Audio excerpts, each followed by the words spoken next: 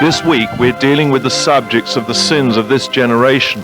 This morning I want to share with you thoughts about self-pity. There's an awful lot about. Sometimes we can almost justify it, but I still think it's a sin. This subject of self-pity is quite intriguing. When I began it, I really didn't quite know where we'd go, but the more I studied it, the more fascinating it became. You know, some people are caught up in self-pity all the time. It's a terrible thing, and it is a sin. First of all, you find that they go to pity party upon pity party, either with themselves or with somebody else. And often, and we have to say this, they're people who really do hurt. They are hurting inside terribly, and probably they're the only ones who really know how much they're hurting. They're lonely, they need help. And they need the help of the Lord our God. And it may be that when you come up against somebody who suffers from self-pity, what they need above all else is help from you. Be ready, be sensitive, but remember it's still a sin. So often it's a concentration on their own feelings, instead of looking at God and seeing His blessings. And always it's a concentration on self. I have a friend, I believe very much blessed by the Lord our God, but to listen you wouldn't think so in the conversation. Very concerned about themselves, very concerned about what's going on in their lives, and really very little consideration for other people.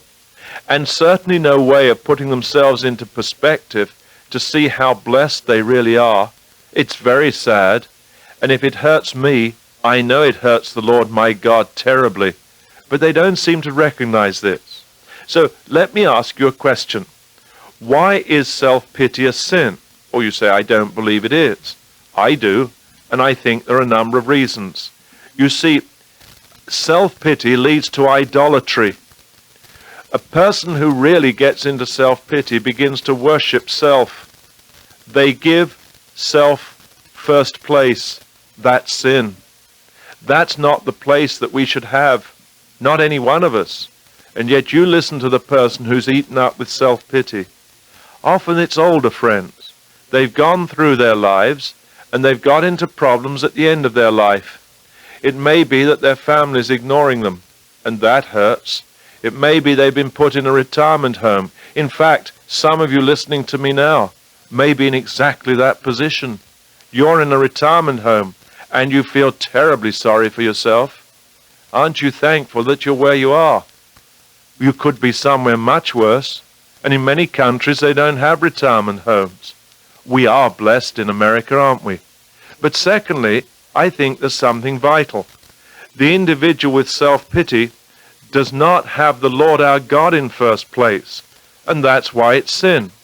Let me read to you Exodus chapter 20 and verse 3.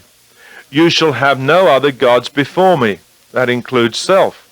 Verse 4, you shall not make for yourself an idol in the form of anything in heaven above, or in earth beneath, or in the waters below.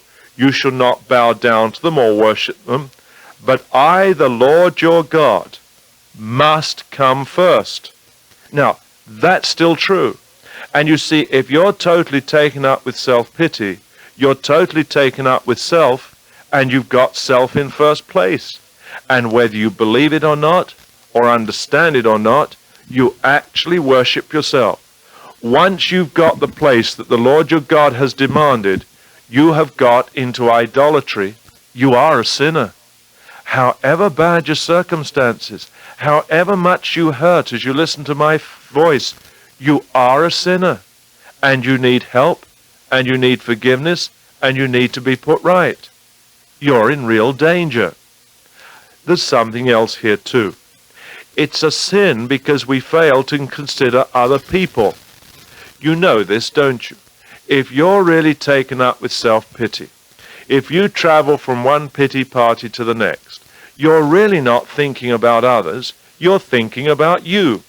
Now listen to what Jesus says, and this is in Matthew 22 and verse 39. And the second commandment is like unto it. Love your neighbor as yourself. Love your neighbor as yourself. The great danger is, if you're taken up with self-pity, The only one you really love is yourself. And that's not of God. And it's strictly against what Jesus said. Your considerations, your love have to be for other people. And you're going to have to make an effort. And it's not going to be easy. The second thing I found for you is this. Self-pity is self-destructive. First and foremost, and I've said this to you, I fail to see God's blessings in my life. That's terrible, isn't it? But we do it if we're taken up with self-pity. Secondly, I've lost the true purpose of living. Your purpose to live is to glorify the Lord your God, to glorify Him in your speech, to glorify Him in your body. And if you're eaten up with self-pity, you don't do that. You don't consider Him. You're taken up with yourself. That's sin. And you've got a long way from the Lord your God. And it probably happened gradually, and it probably happened over years. And I'm not blaming you. I'm just saying you need to be saved. You need to be saved from yourself. You need to be saved from your thinking. And you need to be saved from your present situation. And only God can do that. And He's longing to do it. Thirdly, I get into introspection. And that will affect my health. If I'm on the self-pity kick, I'm continually looking at myself.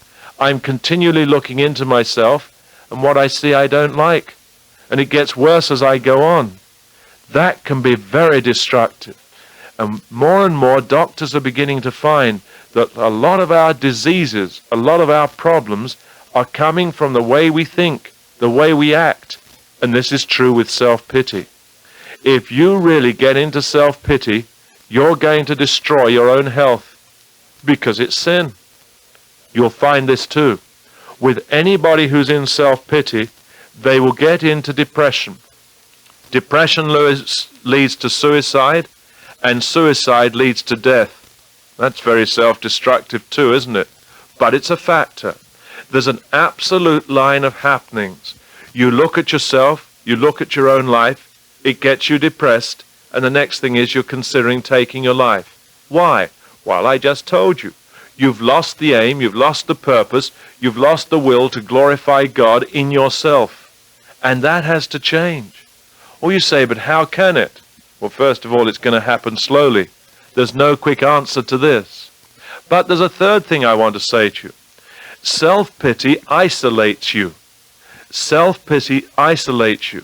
And it does me. I'm isolated with my own thoughts and feelings. If I'm eaten up with self-pity, I'm literally in the corner looking at myself, considering myself, and thinking about myself. And let me warn you, that's a terrible thing to have to do, because that can get very, very depressing and very heavy on my spirit. And that's not what God planned for me. Secondly, I get isolated from the Lord my God in Jesus Christ. I don't have time to be with Him. I'm too busy with myself. How destructive that can be. My whole spiritual walk is affected.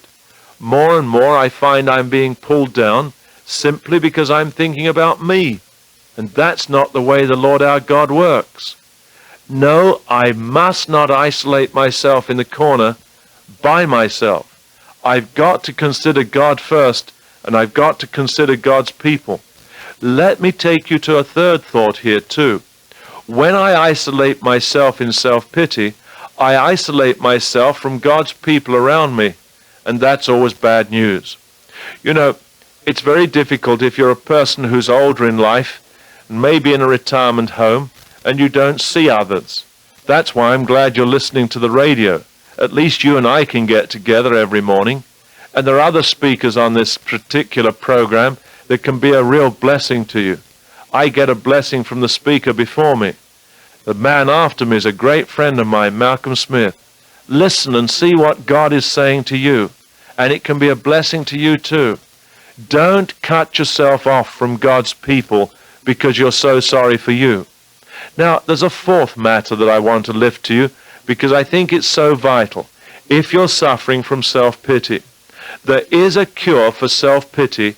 There is a cure for your particular situation. First of all, I must acknowledge the problem. I've got to acknowledge that I'm taken up with self-pity, and I've got to acknowledge that it's a problem for me. That's round number one. The second thing, and this is going to be much more difficult for you, I have to confess it as a sin. Now that's difficult, isn't it? Because unless you're really sure, you're not going to confess it. You won't say, that's not a sin, I just have a particular problem. It's my circumstances, it's my environment. God says, no, it's not. You've put yourself on the throne of your heart. You've cut me off. That's idolatry. You're a sinner. Now, I'm not trying to be hard on you. I'm trying to say you've got to confess and put it right. Also, if never before, you need Jesus Christ as your Savior and Lord. At this very moment, you need to kneel down, forget what I'm saying, and just get on your knees and say, Lord, I'm a sinner, and I need your help. You say, Richard, I'm in a wheelchair. That's all right. Say it just where you are, but say it from the heart. Lord, I'm eaten up with self-pity. You know it and I know it, and I need to be saved. Let me tell you a secret. The Lord your God's going to agree. He knows you're eaten up with self-pity, and he's longing to help you. But you see, he can't help you until you say something, because your will is in the way. Your will is causing that self-pity, and God's waiting for you to release that will into his loving hands. And then he can begin to act, and then he can begin to work. Or you say, what will he do? Let him do it. Don't let me. Then you'll find I will begin to see the Lord my God as he really is. If you're taken up with self, you can't see God as he is. You see yourself as you are, and that's not a very pretty sight. But you can't see him. And once you begin to see him as he is, you will then find that you can become like Jesus. And you'll begin to see what he's like. And you'll begin to see his greatness and what a difference that makes. And finally, you'll begin to see who you are in Jesus Christ. That gives life purpose. That gives life meaning. I really believe this. If you're an older person listening to my voice and you wonder why the Lord hasn't taken you home, I don't think you can consider that. I think you've got to say, Lord, I'm here. I'm here to be used to your glory, and I want that. I'm quite sure most of you can reach a telephone, and you can talk to people, and they can talk to you. It's strange, you know. People get older and have some very difficult days. I understand that, and I feel that. But by the same token, some can go on glorifying God to the moment they die, and others, they can fall into the sin of self-pity. I feel sorry for our retired friends, but I know there's joy unspeakable in Jesus Christ once they find him and give up self.